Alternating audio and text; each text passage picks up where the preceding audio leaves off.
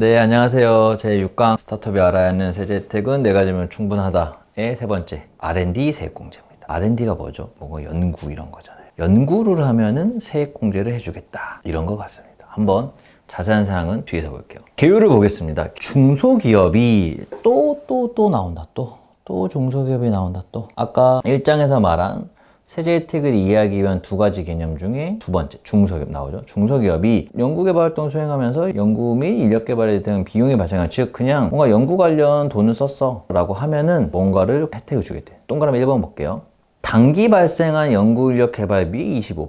중소기업이면, 중소기업이 아닌 중견기업은 8%, 대기업은 뭐 0에서 2%. 직전 과세년도 대비 증가분의 50%. 중견기업은 40, 대기업은 25%만큼 법인세에서 공제가. 이게 뭔 말이야? 이런 거예요. 동그라미 1번은 단기에 발생한 연구인력개발비 25%. 근데 여기서 하나 짚고 넘어가야 되는 게, 저희가 이 연구인력개발비는 특히나 스타트업 분들은 대부분이, 여기서 말하는 연구인력비는 대부분이 그냥 연구소 직원들 인건비, 연구소 직원 인건비가 거의 대부분이다. 즉 인건비가 대부분입니다. 즉 1번을 다시 설명하면 단기에 발생한, 즉 23년이라고 할게요. 23년에 내가 직원 인건비를 3억을 썼어. 그러면 25%, 7,500만 원 이겠죠? 이거랑 또는 이니까 동그라미 2번, 직전 과세년도 대비 증가분, 내가 만약에 22년도에 2억을 썼다라고 해볼게요. 그러면 증가분, 직전 과세년, 직전의 증가한 게 얼마죠? 1억이에요. 1억에 이번에 25%가 아니라 50%를 해준대. 그러면 얼마죠? 1억에 50%니까 5천만 원.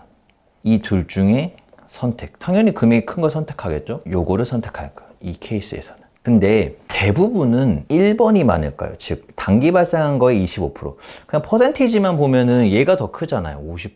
근데 이게 더 많을까요? 요게 더 많을까요? 대부분은 위에 게 많아요. 위에 게. 대부분은 단기 발생한 연구인력 개발비 25%를 곱한 게 많습니다. 그냥 여러분들은 이렇게 심플하게 생각하시면 돼요. 선택이 있는데 대부분은 그냥 단기 발생한 인력 개발비 25% 이것만 이해하고 계시면 됩니다. 두 번째 볼게요. 연구. 그러면 뭔가 연구소, 연구 전담 개발부서 이런 말을 들어봤을 거예요. 즉 뭔가 이런 걸 갖추고 있어야지만 연구 인력 개발비라고 인정을 해주는 거예요. 즉 자체 연구 활동을 수행하는 경우에 세액공제 혜택을 받기 위해서는 기업부서 연구소 들어보셨죠? 연구개발 전담부서의 설립이 필요하다. 이 설립은 텍스 업무가 아니고요. 이거는 회계법인이 해주는 건 아니고, 이건 아까 초반에 저희가 말씀드린 그냥 벤처 인증해주는 사람들이 있거든요. 그런 분들이 해주는, 보통 뭐 컨설팅 회사에서 보통 해줘요. 연구개발 전담부서 설립 또는 기업부서 연구소 인증 같은 거. 그래서 설립 신고를 해야 되는데 인정서를 받아야 돼. 인정서. 기업부서 연구소 인정서 이런 게 있어요. 그거를 받는 경우에 하나여 세액공제 혜택 적용이 가능합니다. 설립 요건은 한번 읽어보세요. 이건 뭐 크게 중요하지 않은 것 같아요. 세 번째, 연구인력 개발비의 범위가 제일 중요하겠죠. 아까 이야기한 것처럼 단기 발생한, 내가 단기에 쓴 비용에 곱하기 25%를 나는 공제받을 수 있다는 거잖아요. 단기에 쓴 비용이 멀지를 않은 게 중요해요. 근데 제가 아까 뭐라 그랬냐면 연구인력 개발비의 대부분 스타트업들은 인건비라 그랬어요. 연구소 인건비. 즉 인건비의 25%야. 그러면 주의해야 되는 게 있어.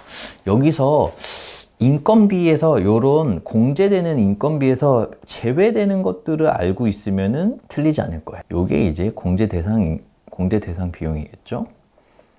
뭔지 한번 볼게요. 인건비인데 다음에 인건비는 공제는 제외된대. 한번 보겠습니다. 첫 번째, 연구 전담 인원의 퇴직급여 충당금제입니다. 퇴직연금, 즉 퇴직과 관련된 거는 제외예요. 퇴직 관련 제외다. 두 번째, 전담부서에서 사용하는 소모품비 등 소모품비와 복리후생비, 즉 뭐 직접적인 정말 우리가 급여라고 불리는 거 이외의 것들은 또 제외가 된다. 세 번째, 연구개발 과제를 직접 수행하거나 보조하지 않고 행정사무를 담당하는, 우리가 연구를 하니까 세액공제를 주는 거지 행정 업무를 한다고 세액공제를 주는 건 아니거든요. 그러니까 그것도 뭐 상식적이겠죠. 네 번째, 연구 업무 외의 업무, 외부 연구 용역을 겸하여 수행하는 직원, 즉 연구 업무 말고 다른 업무를 하는 직원들도 제외. 요게 제일 중요한 것 같아요. 제가 봤을 때는 첫 번째 중요한 건 퇴직급여는 제외고요. 두 번째 중요한 게 요거고 세 번째 중요한 게 요거예요. 지분율을 10%를 초과하여 보유한 주주인 임원 같은 특수관계 인건비. 스타트업 분들 보면 주주인 임원이 대부분일 거고 10%도 많아요. 소위 말해서 회사의 C레벨. C레벨이 연구소에 들어가 있는 경우가 있는데 이런 사람들은 인건비를 제외해야 됩니다. 즉 C레벨 인건비는 세액공제 혜택에서 빠지는 거예요. 그러니까 잘 알고 계셔야 돼요. 마지막으로 중요한 게 정부 출연금을 받아 지출한 인건비. 이거는 뭐냐면요. 팁스예요. 팁스. 이런 거죠. 팁스가 뭐예요? 나라에서 주는 뭐 정부 출연금이잖아요. 팁스를 받아. 이거를 인건비로 써. 이게 대부분인데 이 인건비 쓰는 거에서 곱하기 25% 세액공제를 해줘.